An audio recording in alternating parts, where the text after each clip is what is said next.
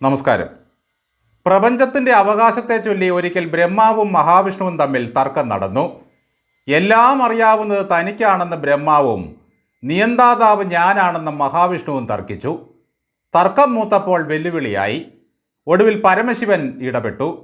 ബ്രഹ്മാവിനോട് പറഞ്ഞു, അങ്ങ് ഈ പ്രപഞ്ചത്തിൻ്റെ തല കണ്ടിട്ട് വരൂ. മഹാവിഷ്ണുവിനോട് പറഞ്ഞു, അങ്ങ് പ്രപഞ്ചത്തിൻ്റെ വാല് കണ്ടിട്ട് വരൂ. രണ്ടുപേരും യാത്ര തിരിച്ചു. ബഹുദൂര യാത്രയൊക്കെ കഴിഞ്ഞ് രണ്ടുപേരും മടങ്ങിയെത്തി. തല കാണാൻ പോയ ബ്രഹ്മാവ് പറഞ്ഞു, പ്രഭോ, തല കണ്ടില്ല, വാല് കണ്ടു. മഹാവിഷ്ണു പറഞ്ഞു, വാല് കണ്ടില്ല, തല കണ്ടു. മഹേശ്വരൻ മറുപടി ഒന്നും പറഞ്ഞില്ല, ധ്യാനത്തിൽ മുഴുകി. ആ മൗനത്തിൻ്റെ അർത്ഥം ബ്രഹ്മാവും വിഷ്ണുവും തിരിച്ചറിഞ്ഞു. വാലും തലയുമില്ലാത്ത ഒന്നിനെപ്പറ്റിയും ആദിയും അന്തവുമില്ലാത്ത ഒന്നിനെപ്പറ്റിയും തർക്കിക്കുന്നത് മൂഢന്മാരാണ്. ഇതാണ് പരമശിവൻ ആ മഹാമൗനത്തിലൂടെ രണ്ടുപേരെയും ഓർമ്മിപ്പിച്ചത്. ബ്രഹ്മാവിനും വിഷ്ണുവിനും ഈ പ്രപഞ്ചത്തിൻ്റെ വാലും തലയും കണ്ടുപിടിക്കാൻ കഴിഞ്ഞില്ലെങ്കിലും ലോകാരാധ്യനും ഇഹലോക പരാക്രമിയും വിപ്ലവത്തിൻ്റെ മണിമുത്തും പാവങ്ങളുടെ പുഴുക്കലരി ദൈവവുമായ പിണറായി വിജയൻ ഈ പ്രപഞ്ചത്തിൻ്റെ വാലും തലയും കണ്ടയാളാണ്. ഭരണമേറ്റ കാലം മുതൽ നാളിതുവരെ അതിനുവേണ്ടി നടത്തിയ വിദേശയാത്രകളുടെ ചെലവ് കേട്ടാൽ നമ്മൾ ഞെട്ടി മൂത്രമൊഴിക്കും. പ്രപഞ്ചത്തിൻ്റെ വാലും തലയും അന്വേഷിച്ചുള്ള ഒരു യാത്രയായിരുന്നു അദ്ദേഹത്തിൻ്റേത്. ഇനി ക്ഷീരപഥത്തിലൂടെ മാത്രമേ നമ്മുടെ മുഖ്യമന്ത്രിക്ക് സഞ്ചരിക്കാനുള്ളൂ. പ്രാപഞ്ചിക പദാർത്ഥങ്ങളുടെ ചലനവേഗതയെപ്പറ്റി മാത്രമേ ഇനി മുഖ്യന് പഠിക്കാനും ബാക്കിയുള്ളൂ. പ്രപഞ്ചത്തിന് ചുറ്റുമുള്ള വർത്തുള പ്രപഞ്ചത്തെപ്പറ്റി പഠിക്കാൻ ഒരു കമ്മ്യൂണിസ്റ്റ് നേതാവ് ഇത്തരത്തിൽ ഇറങ്ങിത്തിരിച്ചത് ലോകത്ത് നടാടെയാണ്. ഓരോ യാത്രയിലും ഞാനും എൻ്റെ പൊക്കണവും എന്ന നയം നടപ്പിലാക്കിയത് അദ്ദേഹം തന്നെയാണ്. കഴിഞ്ഞ 10 വർഷത്തിനിടയിൽ നിക്ഷേപം തേടി മുഖ്യമന്ത്രി നടത്തിയത് 25 വിദേശ യാത്രകളാണ്. ചെന്നിടത്തെല്ലാം ധാരണാപത്രം ഒപ്പുവെച്ചതായും നാളെ മുതൽ നിക്ഷേപം ഇങ്ങോട്ട് പൊട്ടിയൊലിക്കുമെന്നും തടുക്കാമെങ്കിൽ തടുത്തോ എന്നുമായിരുന്നു മുഖ്യമന്ത്രി നിയമസഭയിലും പുറത്തും പ്രതിപക്ഷത്തെ വെല്ലുവിളിച്ചത്. കോടികൾ ചെലവിട്ട് നടത്തിയ മുഖ്യൻ്റെ നാടുചുറ്റൽ കൊണ്ട് ഇന്നുവരെ കേരളത്തിനുണ്ടായ നിക്ഷേപ കുതിപ്പെത്ര എന്ന വിവരാവകാശ നിയമപ്രകാരമുള്ള ചോദ്യത്തിന് ലഭിച്ച മറുപടി പറയുന്നത് യാതൊരുണ്ടയും ഇങ്ങോട്ട് മുഖ്യൻ കൊണ്ടുവന്നിട്ടില്ല എന്നാണ്. 10 വർഷത്തിനിടയിൽ പിണറായി താണ്ടിയ രാജ്യങ്ങളുടെ പട്ടിക ഇതാണ്: UAE, അമേരിക്ക, ഇംഗ്ലണ്ട്, ജപ്പാൻ, ദക്ഷിണ Korea, Finland, Norway, Switzerland, Netherland, France, Bahrain, പിന്നെ ക്യൂബ.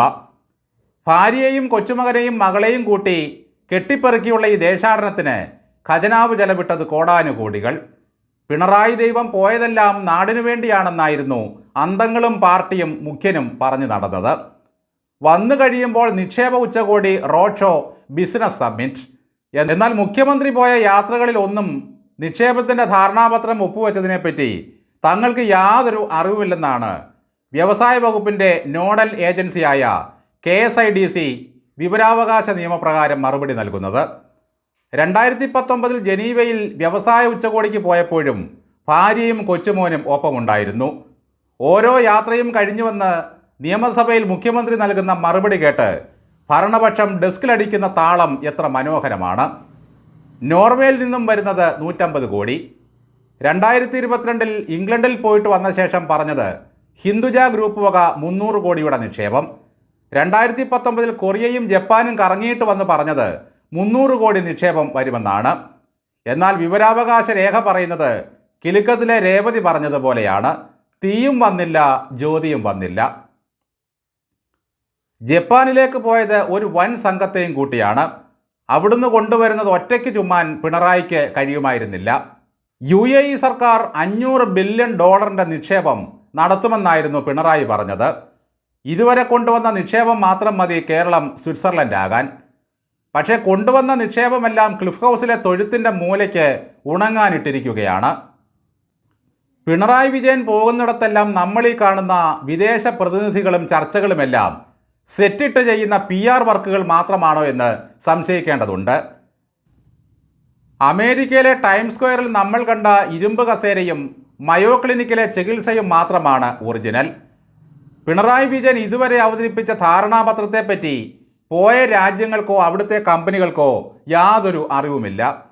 ഒരിക്കൽ നെതർലൻഡിൽ നിന്നും കൊണ്ടുവന്ന ഒരു പദ്ധതി കണ്ടാൽ കൊതി വരും. Room for river. 4 മടക്കി ഒരു പെട്ടിക്കുള്ളിൽ വെച്ചാണ് അത് കൊണ്ടുവന്നത്. ശരിക്കും മലയാളികൾക്ക് പ്രയോജനപ്പെട്ട പദ്ധതി അത് മാത്രമായിരുന്നു.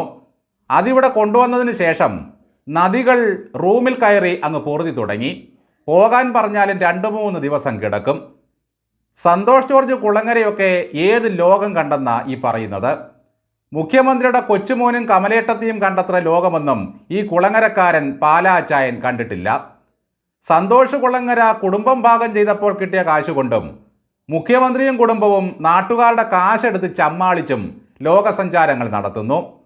ഇതിൽ ആരാണ് മിടുക്കനെന്ന് ചോദിച്ചാൽ ജനത്തിന് ഗുണമുള്ളത് കുളങ്ങരയെ കൊണ്ടാണ്. ന്യൂസിലൻഡിലെ കിവിപ്പക്ഷികളെ മുതൽ ഓസ്ട്രേലിയയിലെ കങ്കാരുക്കളെ വരെ നമുക്ക് അടുത്ത് കാണാൻ കഴിഞ്ഞു. അവരൊക്കെ നമ്മുടെ മുഖത്ത് നോക്കുന്നത് പോലെ തോന്നും. പിണറായിയും കുടുംബവും കൂടും കുടുക്കയും എടുത്ത് ഖജനാവ് വടിച്ച് ലോകം ചുറ്റിയതുകൊണ്ട് അവർ മാത്രം സുഖിച്ചു.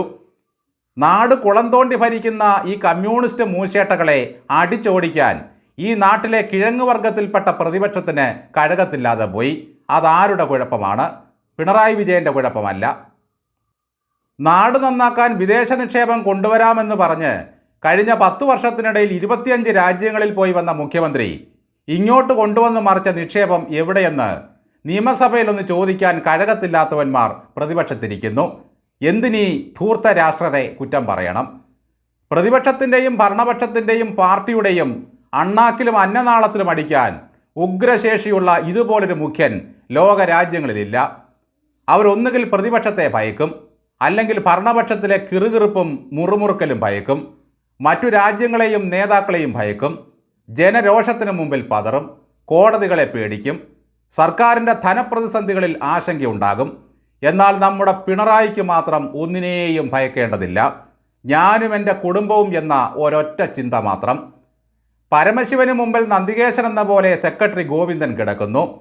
ദേശീയ തലത്തിൽ പന്ത് കളിച്ച് നടക്കുന്ന ബേബി, പാർട്ടി സദസ്സിലെ നവരത്നങ്ങളെപ്പോലെ ജയരാജത്രയങ്ങൾ മുതൽ വിജയരാഘവനും ബാലനും വരെ, അതിനു നടുവിൽ വിക്രമാദിത്യനായി വിജയൻ, കീർത്തനങ്ങൾ പാടാൻ അന്തങ്ങൾ, മുട്ടിലിഴയാൻ കമ്മികൾ, നിലത്തിഴയാൻ അടിമകൾ, അവദാനങ്ങൾ പാടാൻ പൂക്കാസാകളും ജനാധിപത്യ മഹളുകളും, പിന്നെന്തു വേണം?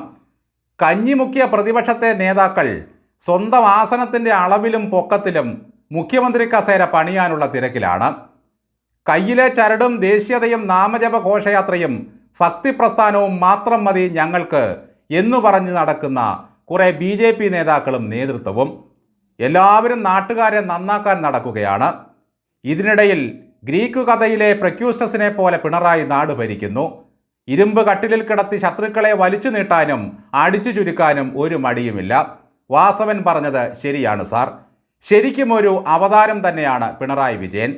ദൈവത്തിൻ്റെ ഗുണങ്ങളില്ലെങ്കിലും അസുര ചക്രവർത്തിക്ക് വേണ്ട എല്ലാ യോഗ്യതകളും അദ്ദേഹത്തിനുണ്ട്. ലാൽ സലാം സഖാവേ.